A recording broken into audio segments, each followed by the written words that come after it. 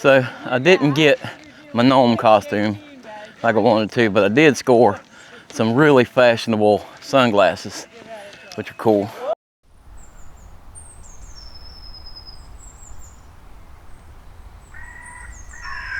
And so it begins. Wild Camp 2025. Here we come.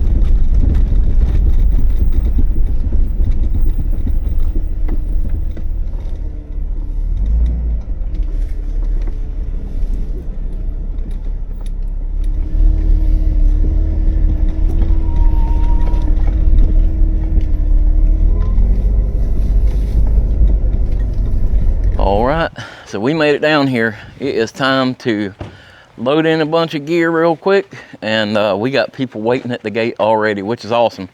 But we're gonna get this stuff loaded in real quick and set up, and we should be ready to go here shortly.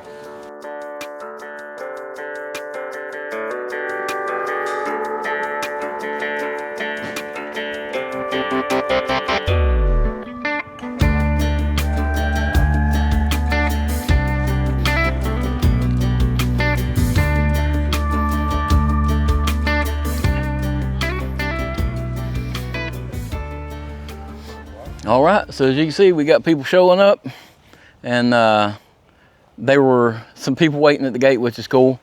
Got some instructors here already getting down there, getting set up. Got one right here. Original shirt. Mr. Bodier.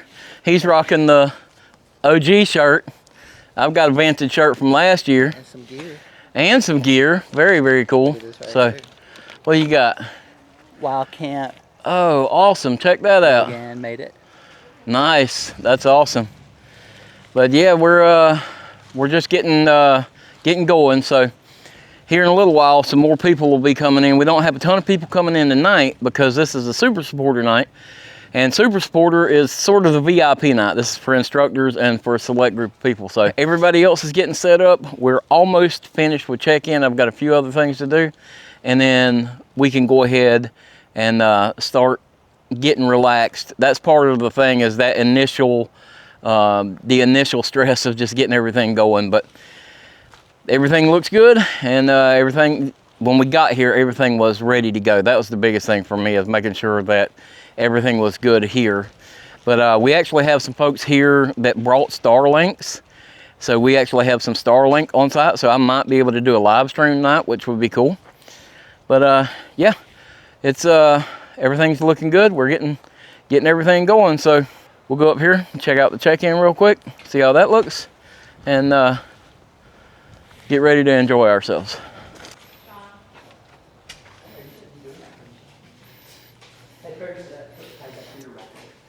I'm on that one. Oh yeah, you got 10. You got 10 different nodes. People like. It sends out. There's Ty. There's Ty.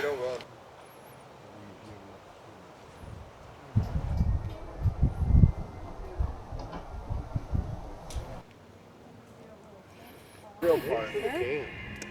Yes, amen.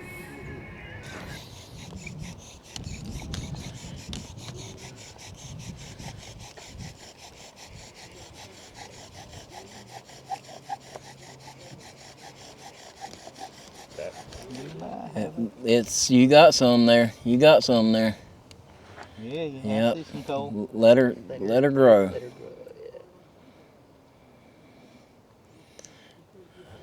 Mm-hmm. There you go.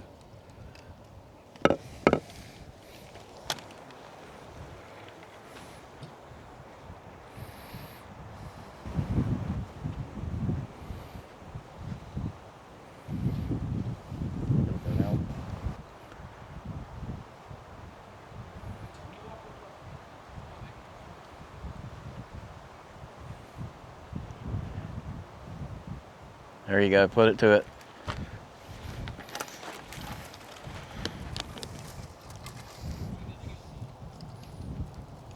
Nice. That's how you do it, son. Tampa Jimmy, everybody. Wildcat 2025. You're not gonna believe this. Tampa Jimmy got our first fire for Wild Camp 2025 going with a bow drill.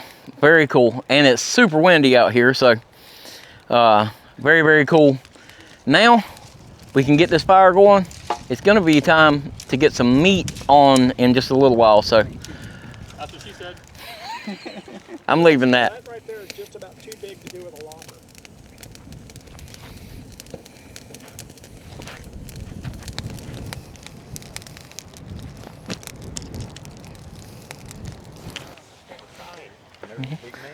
Hey, hey. Hey, How are y'all doing? we're great. How are you? Good. Glad to see y'all both. We're both really happy to be here. I came over here to get footage of the dog, to be honest with you. All right. Work with me, baby. Hey. Oh, so pretty. So pretty. No, not now. Yeah, I'm glad y'all made it. Yeah. Thanks so much. Yeah. Glad to be here. Thank you for having us.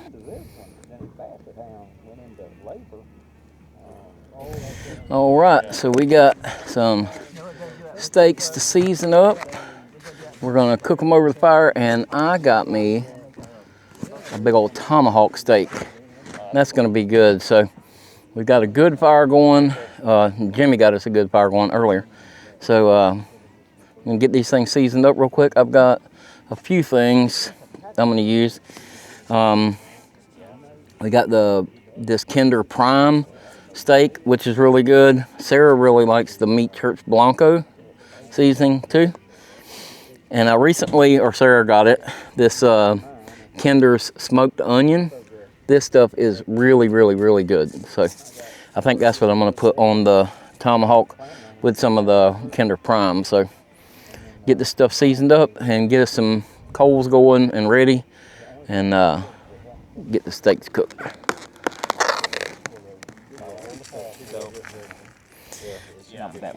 I was thinking to say it might be 63, but that wind chill was doing something a little different, I think.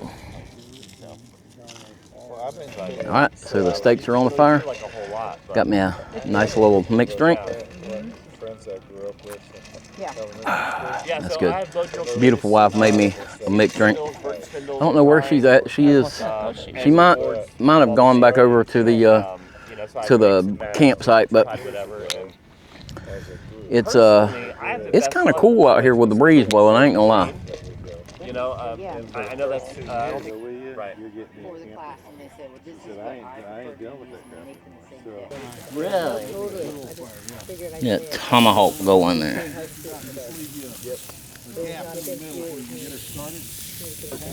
All right, let's see how we did here.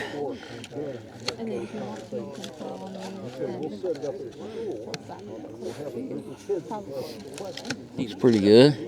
That's on the edge, so the center will be a little more pink. That looks pretty dang good to me. Look at there. All right. Do you think I was actually going to eat it like that? That sounds good. This thing comes with a handle. It's dripping. Mm-hmm. That's good.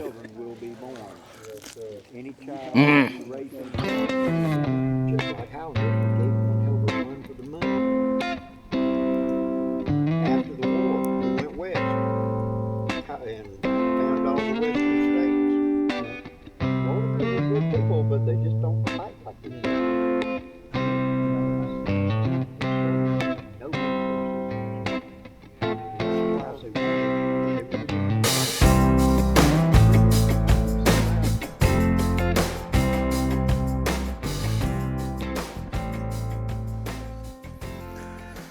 All right, guys, so that wraps up the end of the first night of Wyld Camp, and we had a blast.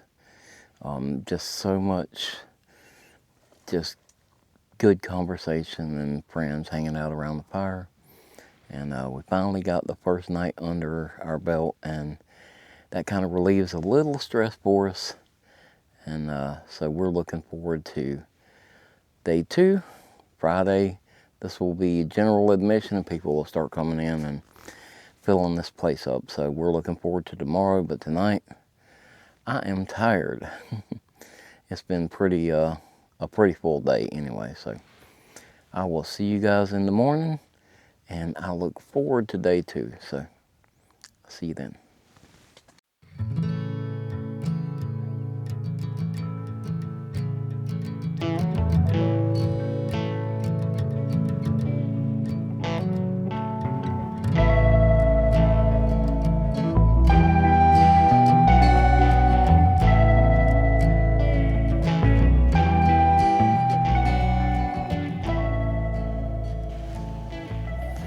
Well, good morning.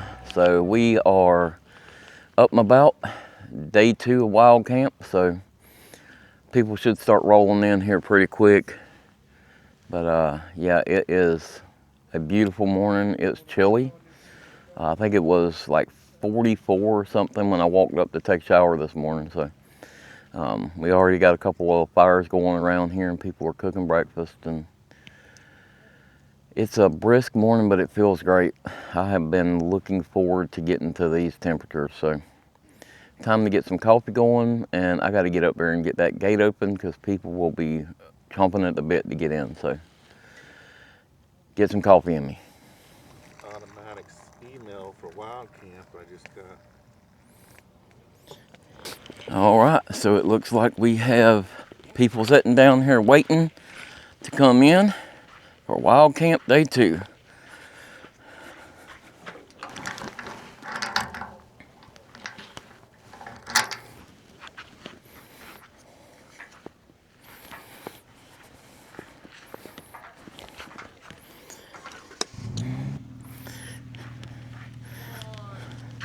Hey, hey.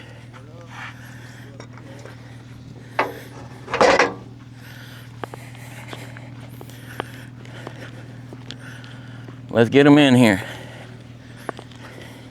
Come on in.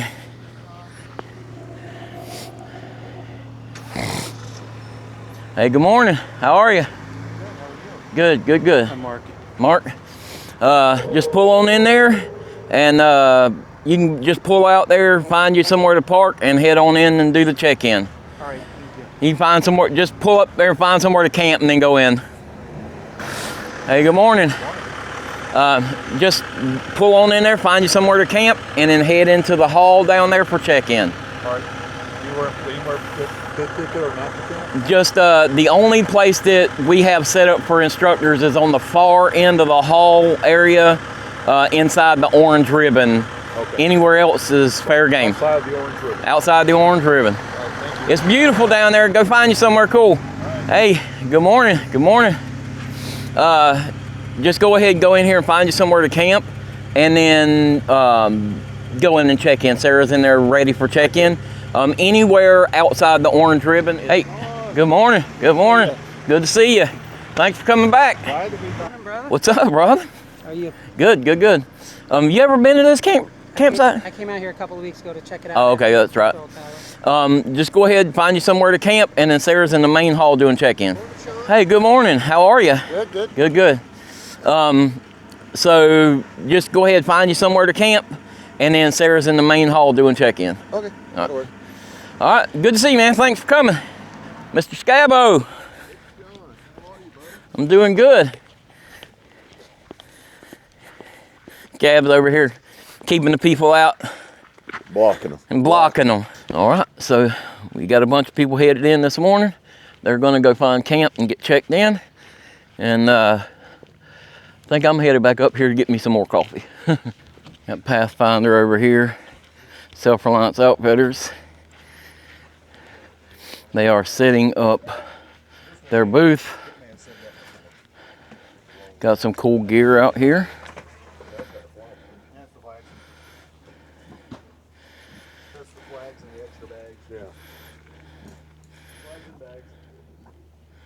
Are they in that one with the Yuko? Are they in?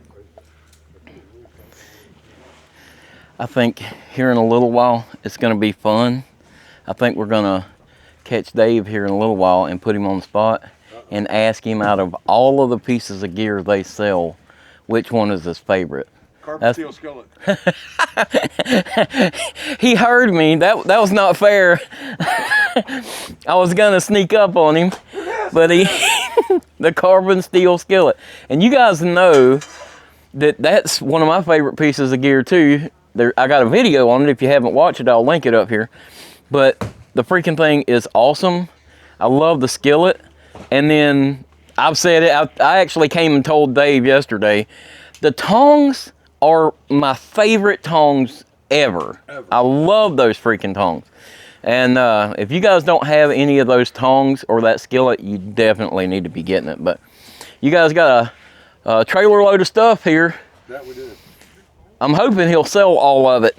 That would be awesome. Well, I'm hoping I don't. But for Georgia Bush Trail. Then I'm gonna have to make another trip to Indiana. I don't want to hear that. Yeah. What do you mean? But what do you mean we're going to Indiana? Yeah, you. If we do sell all of it though, he'll pay for his gas to go to Indiana, so that'd be good. Mr. Thomas over here, like you're getting him a fishing pole ready.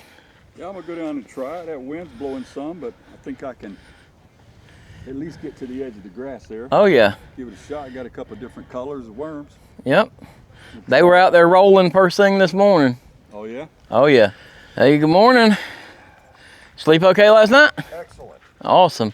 Excellent. Temperature, you couldn't hardly ask for much better, huh? I was cuddled up in them blankets. Yeah. That felt like a lot.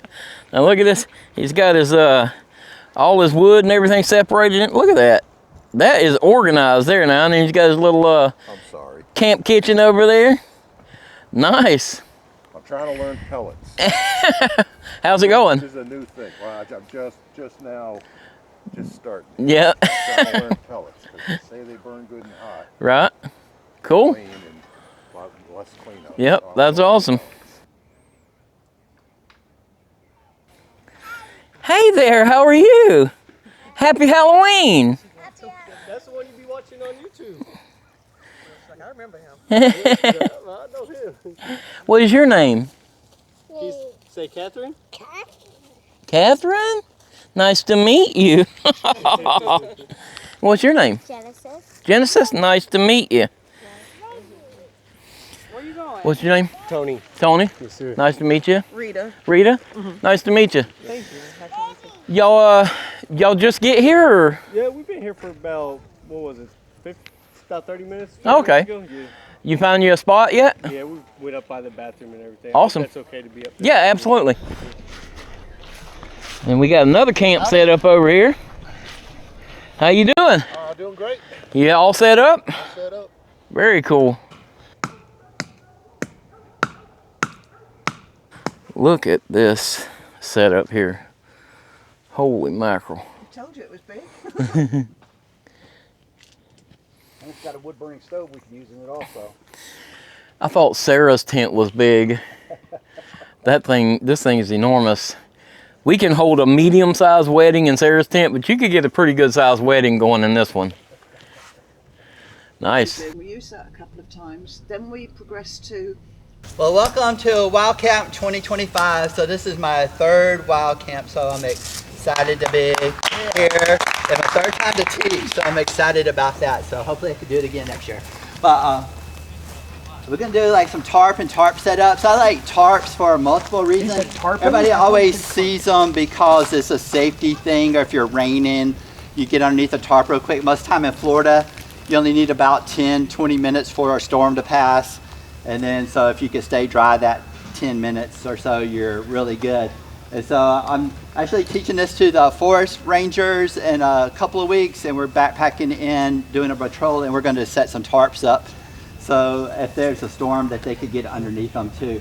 But I'm going to show you a couple different ways. I do it for like safety, but also camp like this. I did camped in Alabama this past December with Matt Lowe or ML Reverend, and we went down to 10 degrees in the tarp. So I'm just doing a basic ridge line right here. You could do this setup multiple ways. We're going to do it with a ridge line and then freestanding on the ground too, to show that you don't need a ridge line like that. But You can set these up multiple ways to do it. But I like the DD because it has 19 tie outs on it, so you could do more setups than I know how to do like that. But this is my basic standard one. If you were hiking or if you're hiking with the kids and it started raining, or you just wanted to set out and have like a little picnic, it's just a lean-to, just like, we're gonna change it up a little bit. A little simpler. But I love it because it folds up to this big. It goes, I could put it in my pocket right there. So I could do it. Same thing, have a ridge line in there, and I could set it up in like less than 2 minutes right there. I know some of you guys, but my name is Stephanie. I am a survivalist and forager. I'm from Middleburg, Florida, so not too far away. I also completed a 21-day challenge on Naked and Afraid. I was in Mexico in the jungle, and it was very unforgiving, very tough. I was completely exposed to the elements, felt starvation. Somehow I found the willpower to make it through. But before I tell you about that experience, that's going to be tomorrow night. Just imagine that you have to walk into the woods somewhere, you don't have anything, completely exposed, and you have to survive for 21 days. What are you going to be able to eat? What's going to hurt you? What's going to give you nutrients? You know, it would be tough. It would be difficult. So that's why learning some basics to foraging for food is really important. The first one, which I think we all love, is survival. If you're lost in the woods, even if it's just a short amount of time, you get hungry pretty quickly. And especially if you're moving, doing a lot of physical activities, you're gonna lose energy really fast. So you might be able to make it a couple days and get out and be fine, but what if you have a medical emergency, or there's something more severe that happens and you can't really make it out, and you're hungry, you know, and you gotta get out somehow. You gotta eat something. So knowing how to tell if something in the wild is edible can make all the difference in an emergency. And it can give you confidence that you can stay alive and use what nature provides, because nature will always provide. It will take, but it will provide. But foraging isn't just about survival, it's also about self-reliance. Learning how to forage and eat, you know, what grows natural, it gives you a little bit of independence. You're not relying on grocery stores. You're learning to provide for yourself directly from the woods or your property, your own property. Foraging gives you a deeper connection to nature. When you begin to recognize plants around you as food, you start to appreciate them more. Underground is the mycelium, and mycelium is truly, truly special. I do recommend you watch Fantastic Fungi on Netflix. It will give you a completely different appreciation of mushrooms. But mycelium is like tiny microscopic threads that it's under us right now. It goes all underneath the ground and it connects trees to each other. So trees can actually, this tree can feed that tree nutrients, or this tree could feed a tree that's being shaded more nutrients to help it to grow. I wanted to call this class Waterborne, what you need to know. Like, freak out, no, don't do that, because I've seen so many times over the years people go through the steps of water purification, and I kind of did this as a visual. Everybody kind of see the water that's inside the cap there, okay? And the water on the outside, or the water I just splashed out, let's say this wasn't purified yet. I've seen people so many times over the years then turn and pour this into something as drops from the outside fell into what they were pouring into, and that's all it takes to get you sick. So this class today hopefully will scare you. Happy Halloween. But more than anything, I wanted to educate you, and my big belief always through education is, at least if you can wake people up to dangers and put some things in their head that are red flags, they'll learn something and try to prevent how they were doing something before, and you'll save them time and sickness with this. All right, so bacteria. when we talk about bacteria, anybody heard of Legionnaire's disease? Yeah, so Legionnaire's disease caused by a bacteria called Legionella. Not good, make you really sick. Here's the thing, when it comes to knives, I get asked a lot. I have a channel, it's called Choir Boys Outdoors. And one of the main questions I get asked, or people will ask, what knife do you recommend? Man, that's a tough question. It's a tough question because I'm not here to sell you anything. This isn't a sales pitch. I don't sell knives, which is, it makes it fun to explain what you do on YouTube when you don't sell them. We can talk about all these things. There's thousands of makers and thousands of knives, right? But the truth is, it all comes back to this. Can you use it? That's the whole thing. Most of you guys don't care about the steel. You don't care about the handle material. You just want to cut a sandwich. You want to make a fire. You want to use it, right? Skill set matters. It matters in a lot of ways. If you have the skill set to use a knife, and skill set to me includes safety, being aware, it includes field sharpening, you're going to be okay. In fact, you're going to be better than okay, and it's not only going to let you pick a knife that you might like, it's going to let you pick the knife you want. I'm a GMRS license holder. I've been certified through Homeland Security for emergency response teams. I've responded to 7 different hurricanes: Katrina, Andrew, Charlie, Milton. Milton was a self-initiated thing because it went right over the top of my house. What I am going to talk about is the different types of radios, what you can use them for, and what you don't need. Because there are a lot of people buying ham radios on the basis of, I can use it in an emergency. Well, I can tell you that quantifying an emergency on a radio can be difficult. An example is a gentleman in California. He had a phone, a cell phone, and he had a radio. And he tried 8-10 times to make phone calls. They would not go through. Picked up the ham radio, he made a call. He got another ham who gave the police and the fire department and everybody their location, and they went up and they helped the guy. The FCC come in later to quantify the use of the unlicensed radio to find out the location he was at. He could send a text. It cost him $55,000. So when you have to quantify an emergency, it's life and death, and it is your last resort. A lot of people just want to talk to their buddies at camp or their families on the road, things like that. You don't need a ham radio license.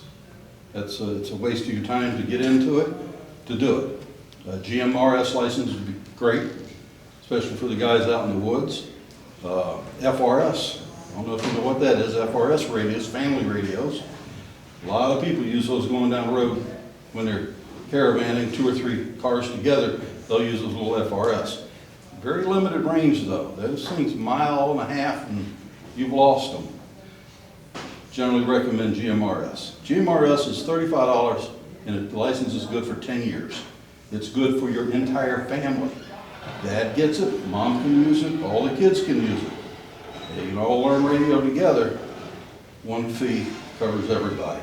And radio's individual, everybody's got to get their own. So that's what we do with the go-to stations, give them experiences and everything. Where'd you talk to?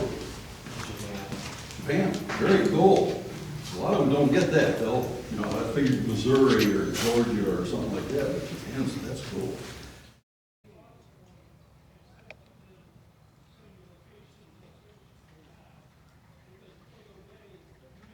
Well, Jim's got some great knowledge on the radios. Now the thing is, I cannot show you every part of every class. I just wouldn't, it'd be a 5-hour video. Can't do that. So if you didn't make it to today's classes, you kind of missed out, and you missed out on some good stuff. That's why it's important to make it a wild camp. We do our best to put out some really, really good classes for you guys. but we are about to get ready for the Halloween trick-or-treating. I've got to try to get some dinner in me real quick because I've had very little to eat today. But we've got the trick-or-treating going on in a little while. Then we'll have movie night after that for the kids. We've got a Bigfoot hike that's going on after that. So busy, busy, busy. Lots of stuff going on here. But everybody seems to be having a great time. And that's what it's all about. So.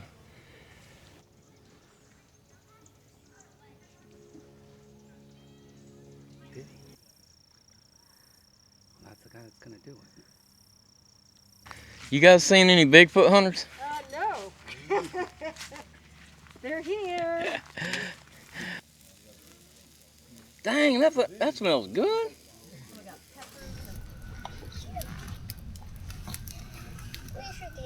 Who's out there talking with your sister?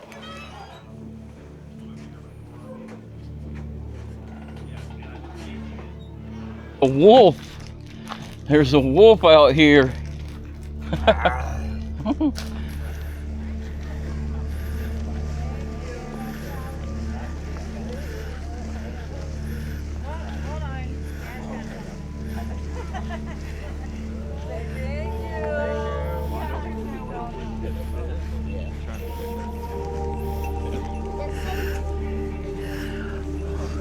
We got Superwoman, Supergirl, and Dragon Queen. And look like a ninja. He's a ninja. There you go.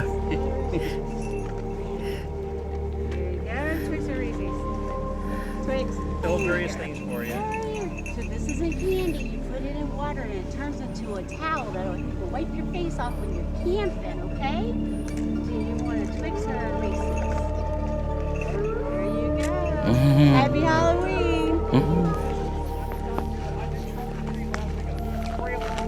I love it. So creative. Thank you. Colors. Right there? Right there? All the way up there. You gotta work for it, buddy. Okay. Okay. You chose that. You knew I gotta tell you, that's a lot of bull. I just want to know where the gnome costume is.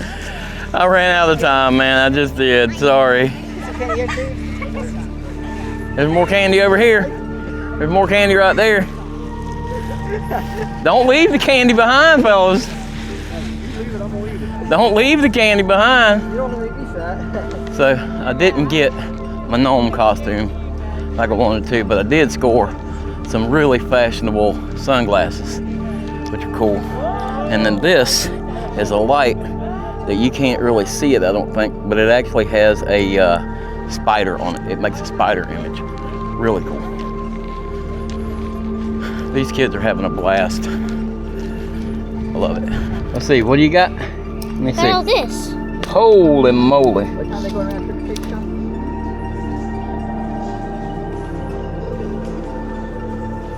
We can make a death threat.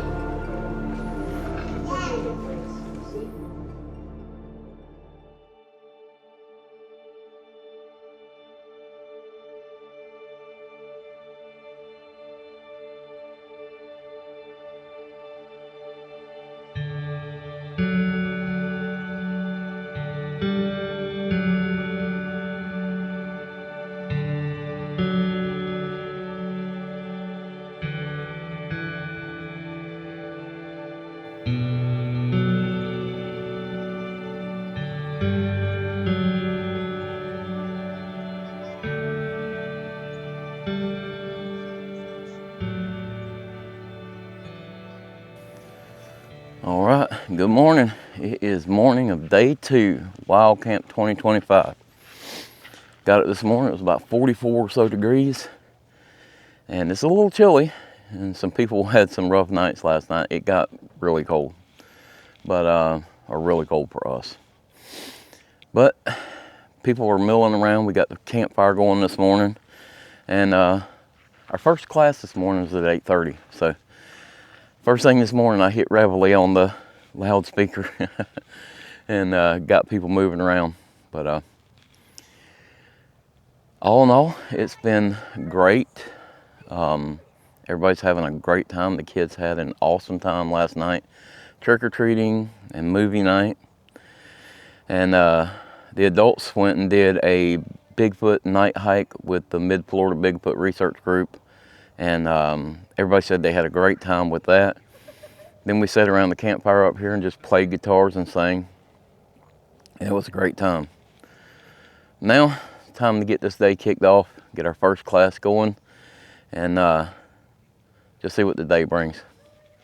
I'm looking forward to it. We really, really enjoy putting on this event. It's a lot of work, but it's well worth it when you start seeing everybody having a good time and learning. And the class participation has been awesome. Huge classes, everybody really asking a lot of good questions. I'm very thankful for all the people that came and are participating. So it's a good time. If you didn't make it, you missed it. And we have a 21-year-old as well. If it burns off ever.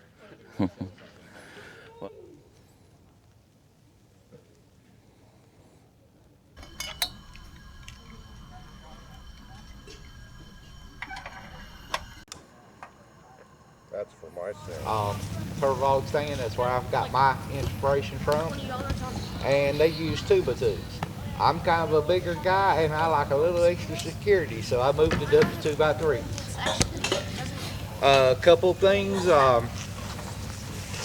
use tuba 3s.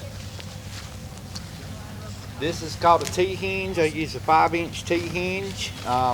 You have to make a couple modifications. You have to drill this little center hole here, put your hook in it, and I drill this little center hole here so that both my bolts are in the center line.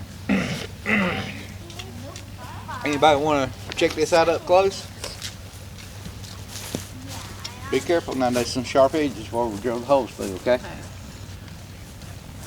Just everybody can come up and take a close look of how they actually build.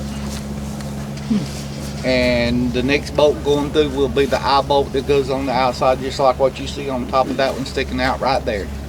You can also take and pull a 10x10 tarp out, plow pointed on both ends, and that gives you extra storage space. That's a good idea. If anybody's interested, typical price on these, buying the material, if you being watching your prices very good, $125 to $135. How much does one of those pre-built stands cost? Around about $400 last time I looked. I built one by myself without them, but I did it all on the ground, you know. Okay, there's one stand up. You got a recommendation on how far apart those two? It's hard.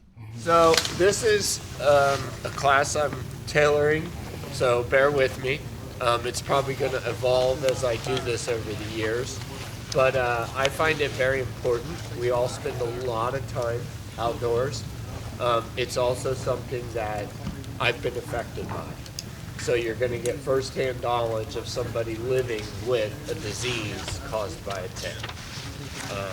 I have Lyme disease, which we'll get into in a few minutes. I actually have what's called PTLDS, post-treatment Lyme disease syndrome. So I'm that 8 in 3,000 that get it, and they keep dumping antibiotics into me and all sorts of other treatments, hyperbarics, fun stuff, and it keeps coming back. No matter what, the symptoms are just relentless. So, does anybody know how many types or how many species of ticks we have in the U.S.? This is going to shock you. It actually shocked me. I think it's somewhere around like 50 or something. You're close. Yeah. It's 90 species in the U.S. of ticks. 50's not close to 90. Well, I mean, you didn't say it's 15 though. You didn't say 15. So yeah, there's 90 different species of ticks in the U.S. Now, some of those are going to be specific to certain animals or certain organisms, okay? there's probably a seagull tick. I can tell you there are seagull lice because I'm a park ranger and I catch a lot of seagulls, and we always have bugs crawling all over us after we catch the seagulls. So I'm sure there are animals that have specific ticks. Yeah, like deer tick. Yeah. So we're going to talk about the 8 most common ticks in this class, okay? And these are the ones generally that you would need to worry about here in the U.S. passing something on to you. So the first one we're going to talk about is the infamous, everybody's seen them. We've all had a pet or an animal come by with a great big swollen tick on it. That's the American dog tick. But if you got on a light gray or a beige or something of that nature, you're going to be able to see the ticks. Perform thorough tick checks every 4 to 6 hours. Guys, a lot of us and gals, we're bushcrafters. We're carrying around what? A mirror. A mirror, a compass. Use it. Use your mirror. You know, women got compacts in your purse. Use your mirror. And in my low 20s, I bought a commercial reef permit, and I would go out in the Gulf and spearfish mostly. And I would stay 3-4 days offshore in the Gulf, 100 miles out, shoot 2,000 pounds worth of grouper and snapper and stuff. And so I full-time fish for a living.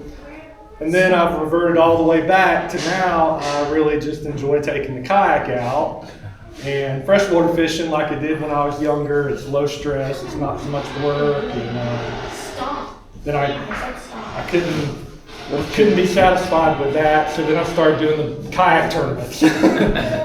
So I've been fishing some of the Florida. The BASS has a series here in Florida. I've done that one for the last couple of years. I won Angler of the Year the first year I did it. There's another one called FKTB. It's like Florida Kayak Bass Trail. Done some of their events. They're a great organization. And then I've also been doing the Florida Redfish series and fishing a lot of their.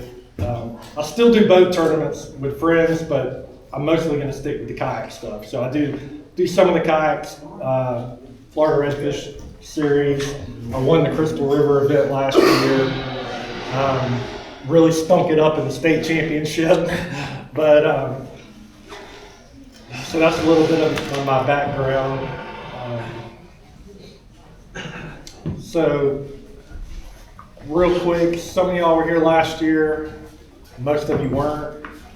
Let's talk about safety first. You don't need to worry about alligators and snakes and stuff like that. That's not your concern in Florida. Your concern here is the sun, getting sunburned, mosquitoes. Be prepared. You know, y'all are outdoors people camping. Check the weather, the wind, the weather. That's going to be your biggest safety concern, is launching somewhere where you shouldn't launch. I know how it is. Sometimes I'll have a trip planned in my head where after work on this day, I'm going to this lake. And I've had to make myself say, look, the weather's just not conducive.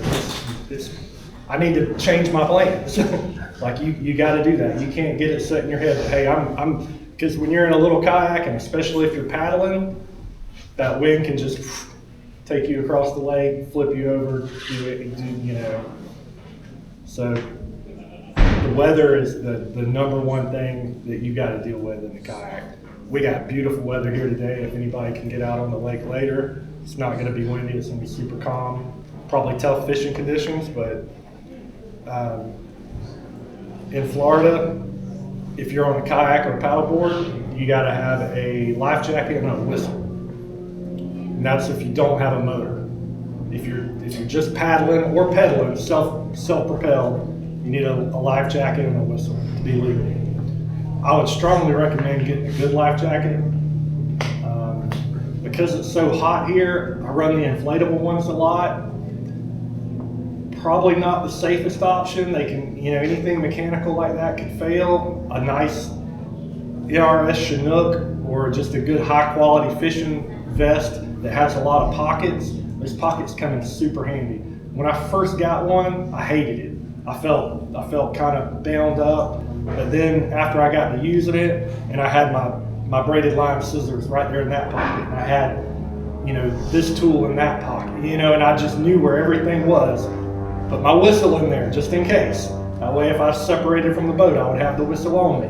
You know, once I got used to it, I actually enjoyed it, because having that extra storage right there on hand, not having to dig through a compartment to find things. Then moving on to a bait caster setup. If you're gonna just starting off, you want an all-purpose bait caster setup. You're gonna want, again, something about a 7 foot, but you're gonna want to go up to like a medium heavy, because this is gonna be used for throwing your little bit larger baits. The 7 foot medium heavy, if you go to like a Dick's or a Walmart, Bass Pro, there's gonna be more bait caster combos that are 7 foot medium heavy than anything else in the store. That's like the basic all around bait cast setup to do the widest variety of things. Absolute blast to fish with a big stick. Like this when the conditions are right for it. This lake doesn't have anything like that. If the fish were up shallow in the grass, you could definitely catch them on a fall like that. They're not right at the moment. Attention campers.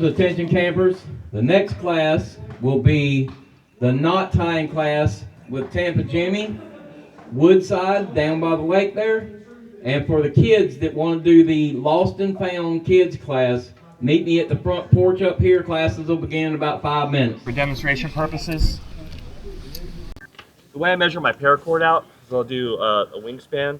That gives me roughly about 6 feet. You know, your wingspan is roughly, give or take, about how tall you are. So I got one that's 6, and then with my longer one, I did, I think, 6 lengths to give me around 30 feet.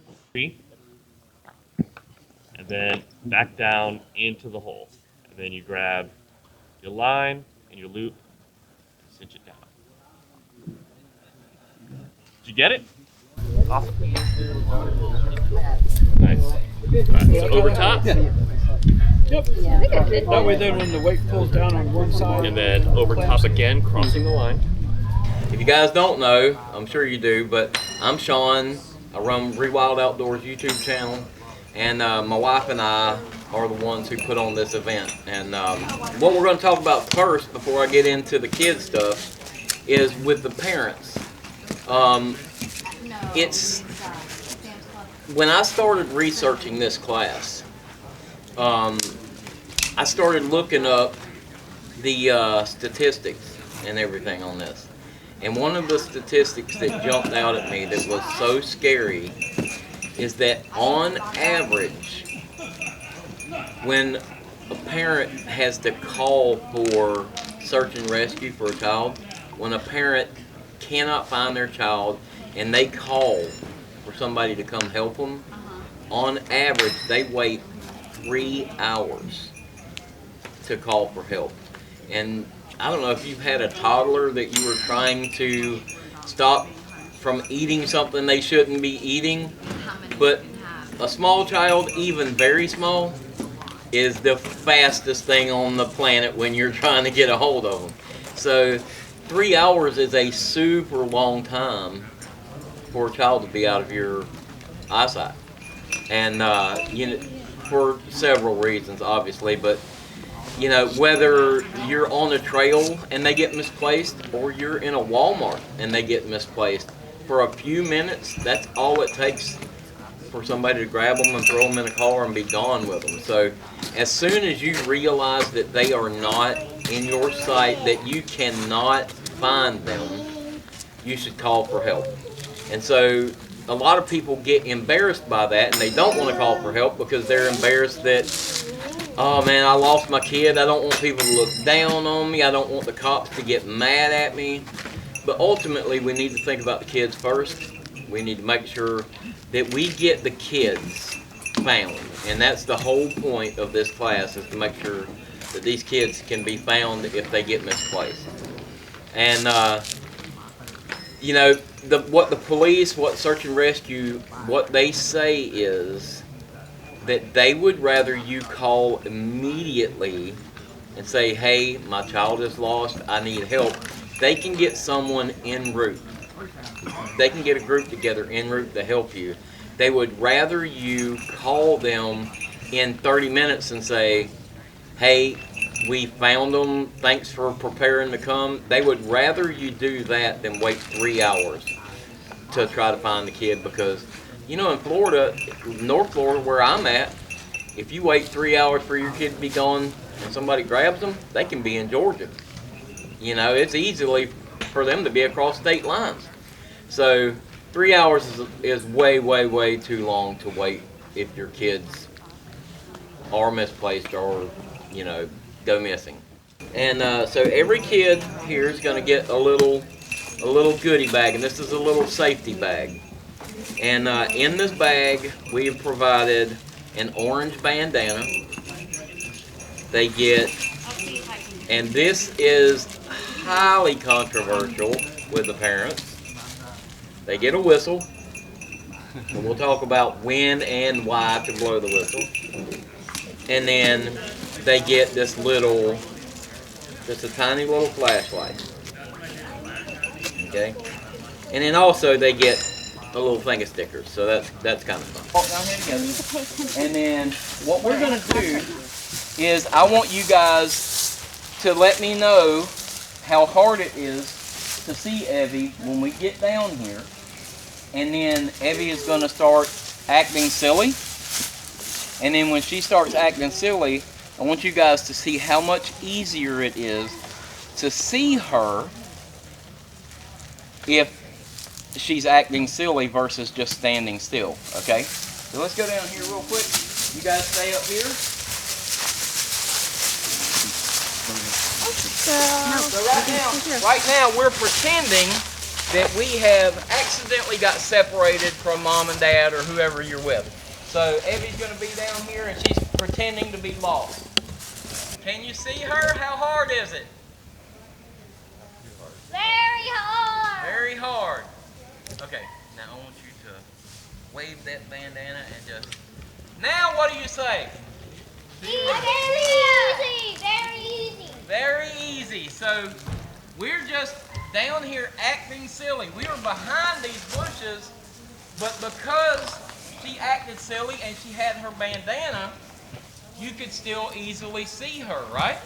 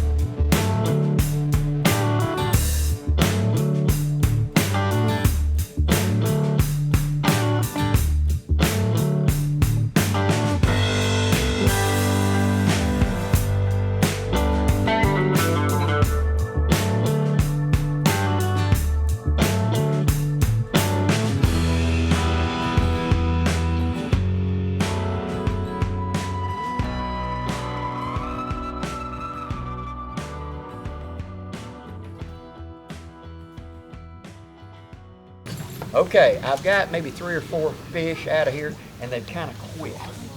Okay, now we need to up the game a little bit. If you're using artificial lures, let me talk about that for just a second. If the water is really clear and the sky is clear, use the most natural looking bait you got. Natural color, okay? Put it out there. If the sky is cloudy, and the water's a little cloudy, use some bright color like white, yellow, something like that, because they see that contrast better. Okay, we have done the first run through doing the natural looking lure. Nice slow presentation. Don't be in a hurry. Don't seem to be getting any more bites. Now we're going to bump it up a notch. Now we're going to come up here and we're going to speed up the retrieve, or we're going to do a little twitching. Put more vibrations into the water. Maybe I can get a curiosity strike out of them. Well, I didn't know what that was before, but yeah, give it a try. you can get more fish that way. When that doesn't work, now we're going to the last step, and that's where you want to get something with a big old spinner blade or something on it, because all that's doing is making vibrations in the water. When you're watching that pro bass show, and that guy's standing up here on the front of the boat, and he's casting, and he's doing it, and he's making his living off of bass fishing, he is casting as much as possible because he don't make money unless it's in the water, right? That lure's got to be out there all the time, and he's putting along at about 2 miles an hour with his trolling motor, and he's just doing it. Remember those vibrations I talked about? Remember those nerve endings on that bass? What he's doing is getting an aggression strike. That thing's that's fingernails on a chalkboard to a fish. And he started at the far side of the lake coming toward that fish, sitting here casting. He's been feeling it for the last 300 yards. And it's getting louder and louder and louder. And then that thing comes over, and you see that boom, and the bass blows up out of the water. He ain't trying to eat it, he's trying to shut it up. So, I'm AJ Glenn, otherwise known as Phoenix. I am one of the head mayors of Hangtown as far as HangCon is concerned. As well, I am one of the co-hosts of the Hammock Hangers podcast, which is on a brief hiatus for right now, but yes, we will be back, one way or another. And we're looking to expand to maybe like videos and stuff that too, but video editing is a pain in the butt. Yeah. So I'm going to do a class on introduction to hammock camping. I've got some new gear that I literally just received. That hammock I just got the other day in the mail. So I'm going to show off some gear that I have and I've used a lot of, and I support companies that I really support, and just a good way to get people into hammock camping. Now the stuff that I have showing here is kind of bougie gear, but I'll tell you, if you look around, you'll see brands like Hanging High Hammocks. You'll see brands like One Wind. You'll see brands that make really good gear that is really, really cheap. Hanging High Hammocks have been huge supporters of HangCon for the last, at least 5 years. Trevor, he's from Culpeper, Virginia, back in my neck of the woods. So I love Hanging High Hammocks, as well as One Wind, which will be at HangCon this coming year. We met them in Denmark. Make some really great budget-friendly gear that helps people kind of just step into hammock camping. Now, hammock camping is something that I fell in love with around 2015, and what got me into hammock camping really was a conversation that I had with a buddy of mine that we were sitting in a boardroom in Lakeland, and he had just got on board with the Sierra Madre new base setup. It was on Kickstarter, and he showed me this thing, and I was like, oh, that kind of looks really, really cool. And then I saw the price, and I'm like, what idiot pays $300 for a hammock setup? Oh my gosh. Hindsight now, I've eaten a lot of crow from that statement right there. So in a hammock, you usually have something called a top quilt. Now you might say, oh, it looks a lot like a sleeping bag. Well, it kind of is, except this one it does not have a zipper at all. This is a beautiful quilt made by a cottage vendor, UGQ. They're out of Michigan as well. And this is sewn, and this is a 900 fill down top quilt. So what this does is you just put your feet in here, and it just drapes right over you. It doesn't have the zipper, so you don't have to worry about the zipper getting snagged in your hammock and ripping a hammock. And I guarantee you gravity will still work. There's no need to test that. All right, guys, so we got a couple minutes yet, but just some preliminary stuff. I'm an old man, so I'm probably gonna put my glasses on, and I'm probably gonna look at my phone. I'm not real good at doing on-the-fly classes that I haven't already done a million times before, but I wrote myself some cliff notes here so I can keep track of what I'm doing. What I want to really kind of do with you guys today is explain to you really what I think one of the most versatile pieces of survival gear is you can possibly carry that don't cost hardly anything. I mean, you can find one at a thrift store for $1. You can buy them off Amazon for $12. So they're not an expensive piece of kit to carry, and they will do a multitude of things for you that we're going to talk about today. I think probably the first thing to understand when we go through any piece of kit that we decide we're going to carry with us should have a purpose for being in that bag, right? It shouldn't be, this is the latest, greatest thing I saw Dave Canterbury put out, so I'm going to buy that thing and put it in my bag. If it doesn't do what you need it to do, then don't buy it. And if it doesn't do multiple things for you, then don't buy it. One of the things that I preach really hard at my school is if you put something in your kit that you're going to carry on your back and it doesn't do at least 3 things that directly affect your survival priorities, you're wasting your time carrying it. Because ounces turn into pounds real quick, and pounds become misery over distance. So you got to be really cognizant of what you put in your backpack and why you put it in there.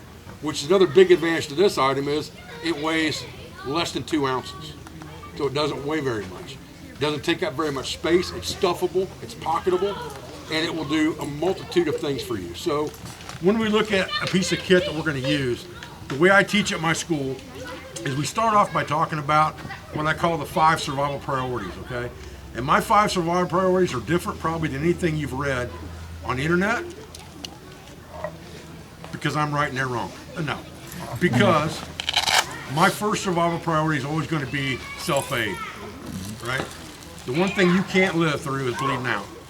So that has to be your #1 priority. If you look at lists on the internet, you talk, how many people heard of the rule of 3s?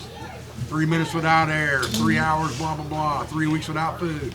All right, chuck that out the window too, because you can't go 3 minutes with a bleed. I promise you, from an arterial bleed, you're gonna be dead. And it's not even on the list, okay? And a lot of people can go a whole lot longer than 3 weeks without food. Just ask somebody who's been on a loan. And at the same time, you know, 3 days without water depends on the scenario. Try 3 days out in the sawgrass in the Everglades with no water when you was dehydrated to begin with. Amen. Drank 4 monsters before you went out there fishing. All right, it don't happen, I can tell you, okay? What I tell people at my school is, your 5 survival priorities should be #1, self-aid. #2 should be clothing and cover, right? So the clothing on your back and some way to make shelter to protect you from the elements. #3 should be some way to make fire, not only for rapid rewarming of your body, but also to disinfect groundwater resources if you don't have a filter or the filter fails. And #4 is going to be water itself. #5, signaling or navigation. Once you understand your survival priorities, now you have to build that survival kit based around those priorities. And again, you want multiple items in your kit that can do multifunctional things that all address those survival priorities in some way, shape, or form. So when I look at one item that I can carry that's going to address every single survival priority and do it multifunctionally and do it very well, it is the simple orange cotton t-shirt, right? That is the most effective thing you can carry that will, across the board, address survival priorities in one way, shape, or form and do it very well. Right? Because if you look around right now at everybody sitting here, most of us look like secret squirrels. We walk off into these woods Bigfoot hunting and nobody's going to find us, all right? Because we don't want anybody to find us. We don't want anybody to know where it is. No matter what you're wearing, it can go over the top of everything. Now I just became a traffic cone in the woods. For those that didn't meet me yesterday, my name is Stephanie. We were just discussing this. Was it last year? Last year I went. Okay, so last year I was on Naked and Afraid, and they sent me to Mexico. How they originally reached out to me, I have an Instagram, and my name on there is Steph.WanderTheWyld, so if you want to follow me, you can follow me. But I guess they had saw my Instagram because I have some outdoor stuff, hiking, you know, the foraging, different leather craft things I've done, and just outdoor stuff. They reached out to me pre-COVID and asked if I would be interested. And at first I was like, no way, probably wouldn't do that. What's crazy is whenever you boil water, you know, after you're done, it's boiling hot, obviously. And you don't realize how long it actually takes for it to cool off to where you're actually able to drink it. And out there, it was hot. You know, it's just like Florida, if not worse. So, you know, you're waiting forever for that water to cool down. We'd go and put it. I got to tell you, everyone has been awesome today. The classes have been awesome. The class participation has been incredible today. And I just couldn't be more thankful to all these instructors that volunteered their time and came out here and shared so much knowledge with everyone. And then all the campers that filled those classes to learn great questions. It has just been a really, really good day today. The event as a whole has been awesome. And I don't say that because we put it on. I say that because I truly feel like it has been a really, really good event. Now we got to get everything ready for dinner, and that's a whole nother workout. But we got dinner coming up, and then the awesome raffle. I can't wait to see all these really, really awesome prizes get raffled off.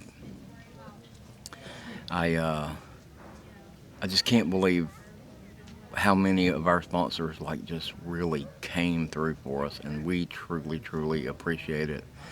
And I can't express how much we appreciate it. But I think I better quit running my mouth. I better go in here and get to helping get ready for dinner, and then on to the raffle.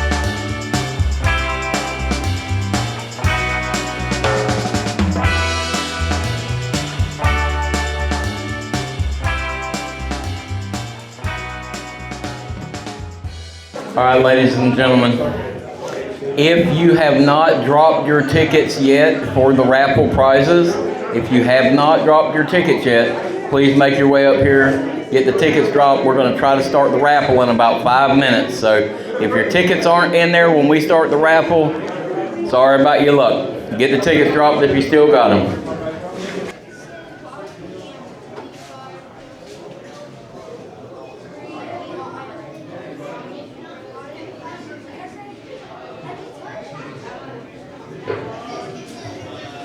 All right. Can everybody hear me in the back?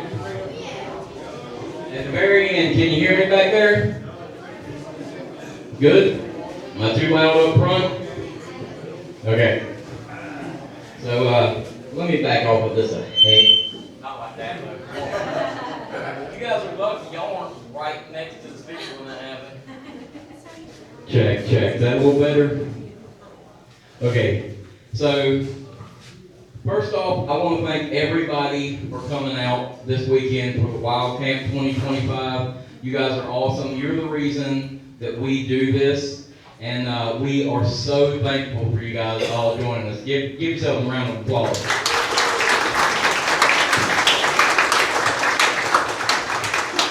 Next up, I would like to personally thank my beautiful wife for designing everything and making everything as organized as possible. You guys wouldn't like it if it was just me putting this thing together, so thank you so much.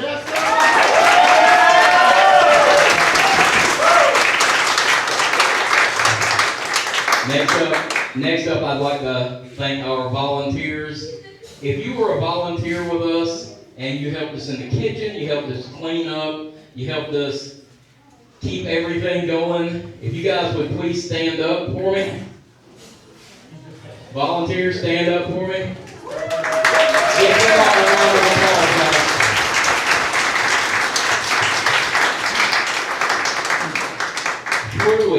Truly, if it was not for the volunteers, we wouldn't be able to do this. This is so much work, and they take so much of the load off of us.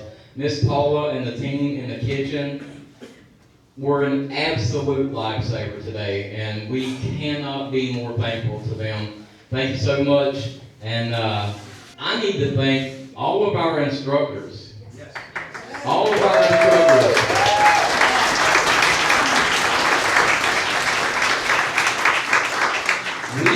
We are a small event, and that being the case, we cannot afford to pay instructors. All of our instructors are volunteers. What? We will, sorry, AJ, I forgot to send you that memo. We try our best to keep this event as cost effective as possible for you guys. And that means that we have to have volunteer instructors. And I'm going to be honest with you, there are quite a few of these instructors that asked us if they could join us and teach you guys something. And that is huge. So you guys had a lot of great classes. The instructors were awesome this weekend. And I truly appreciate all of you for joining those classes and participating and making it worth their while to come to Wyld Camp and teach you. And I hope all the instructors had a good time. I hope you guys enjoyed it. And I hope you guys felt like it was worth your time to come out and teach us some stuff. So I truly appreciate that. I need to thank all of our sponsors. If you guys noticed up here, there's quite a bit of stuff, right? So I'll just give you a little bit of information. Last year, we had over 50 items, 18 plus sponsors, and the value of the raffle was about $2,400. This year, we had 105 plus items, more than 105 items. So that's double the amount of items as last year. 22 sponsors this year, and a $4,500 value for all of the sponsors that sent stuff here for you guys. So we cannot be more thankful to them either. So I'm going to go ahead real quick and run through this list of sponsors. I put this on Sarah at the last minute, so if I missed somebody, I completely, truly apologize.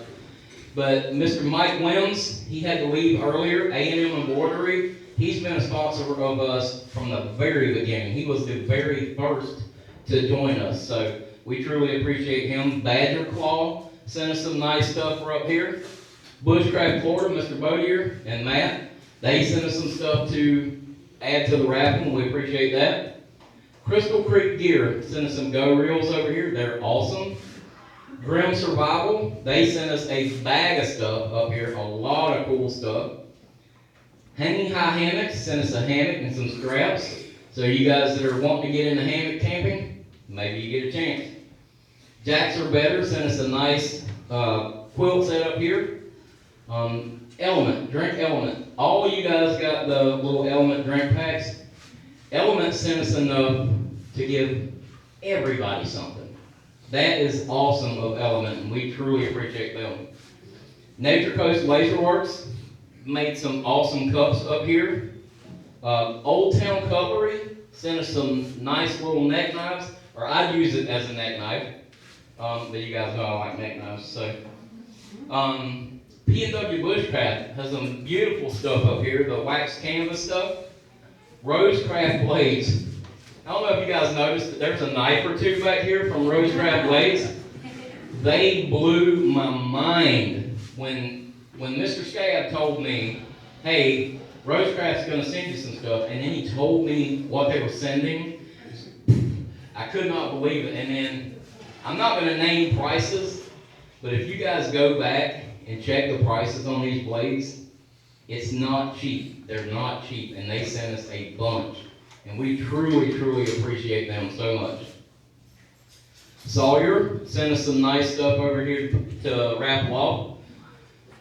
Mr. Dave Canterbury out here, Self-Reliance Outfitters, he gave us some stuff up here, and I know you guys are going to enjoy that. We appreciate that. Tough Possum, some awesome stuff. They always give us awesome stuff to raffle off, and I'm going to just take a quick second and let you guys know that I wanted one of these for a long time. They sent us 2 of them. and I'm raffling them both off. So if I get one of these, I'm going to have to buy one. But all joking aside, what are you doing? I caught you. No, you get a pass, Miss Paula. So we truly appreciate Tough Possum. They've been with us from the beginning too, I believe. Uberleben sent us a box of really cool stuff up here. Walhalla sent us some nice stuff. Warbonnet sent us some cool stuff. They were a new sponsor this year. Wazoo sent us some cool stuff up here too. Mr. Sean Sharrow, that's with us, he was a volunteer. He gave us some stuff to add to the raffle. So he volunteered, and he also donated something for the raffle. So Sean gets a double pat on the back. And also, Mr. AJ taught us a class out there. He's from HangCon, and he gave us some awesome stuff to pass out up here. So if you guys are ready, I'll quit yapping. Oh yeah, and also, I don't know how many of you guys took Mr. Ken Barrett's class today. Ken taught the turtle dog class today. If you guys saw the class, if you were part of the class, you may not know this, but Ken actually built the rest of that stand to donate tonight. So there is a full turtle dog stand out there from Mr. Ken Barrett back there. So Ken's from South Georgia Budget Bushcraft on Facebook. If you guys don't follow him, you need to be on there too. So appreciate you so much, Ken. Thank you, Sean. Appreciate you, Sean. Well, thank you very much.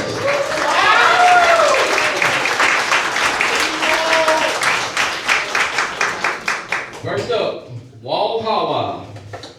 Mr. Jason gave us some nice stuff, so this is Jimmy's, right? Miss Marie Dumont. Miss Marie Dumont, come on down here. Our first winner of the night. Miss Marie is from the Mid-Florida Bigfoot Research Team that took everybody on the Bigfoot hike. So thank you so much. Next up, Mr. Kyle King. Kyle King, come on up here and get your number. Kyle put on an awesome bass fishing class today. It's not worth it. Oh, that smells so good. And I've seen them others, and I will know others to follow me where I'm going.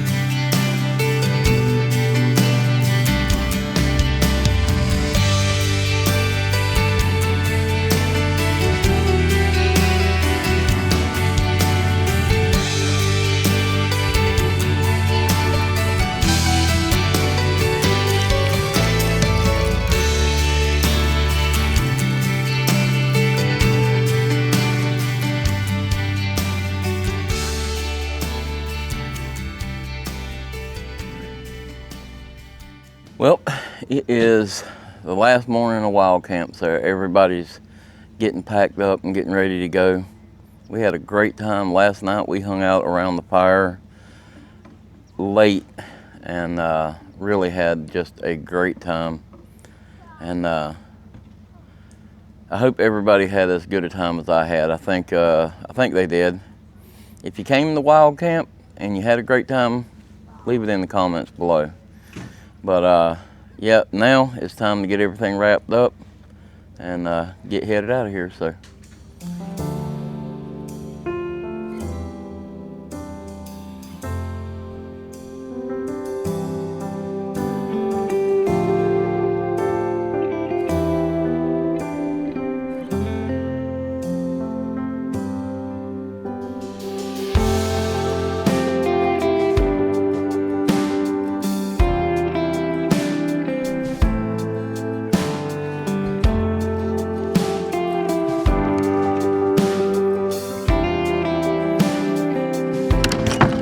guys, so that wraps up Wild Camp 2025. We absolutely had an awesome time. All the instructors did a great job and we truly appreciate them, and all of our sponsors were unbelievably generous. So we truly appreciate everything. And if you didn't make it this year, like I said, you missed out. But we will soon be announcing dates for Wild Camp 2026. So be on the lookout for that. I hope you enjoyed this little video. If you did, give it that big thumbs up for me. If you haven't already, hit the subscribe button down there. You can follow us on Instagram, on Facebook. I appreciate you guys watching. We're gonna go home and take a nap. See you next week.